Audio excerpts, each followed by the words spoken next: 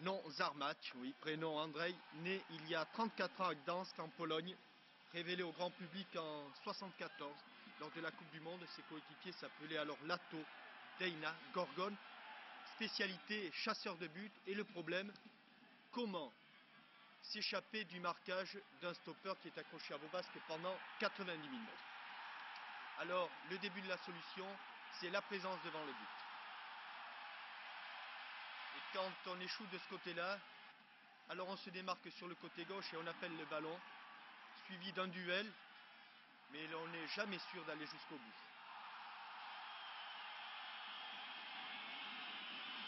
La réussite ensuite, quand on vous oublie un petit peu au profit de vos coéquipiers Boli et Dagno et que l'on vous offre un ballon que l'on n'a plus qu'à pousser dans les buts de Damas.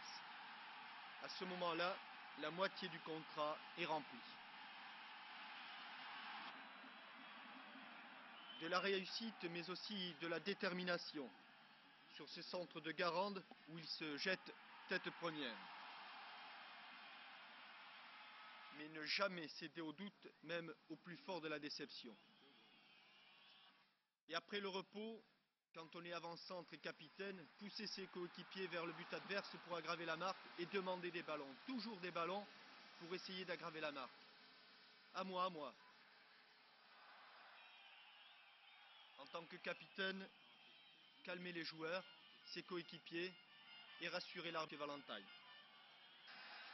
Et quand on croit que tout est perdu, alors qu'il ne reste plus que 5 minutes, l'opportunisme sur ce second but après cette frappe du pied gauche extraordinaire d'Andrzej Zarmacz.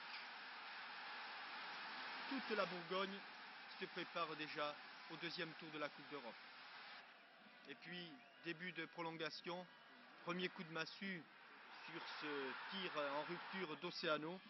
Mais qu'importe, jusqu'au coup de sifflet final, Zarmacz va lutter. On le voit ici précisément avec Oceano, les deux buteurs dos à dos. On tente tout, même si les jambes manquent un petit peu de fraîcheur. Et puis, l'Alali des Iconés, quand Litos marque dans le but vide.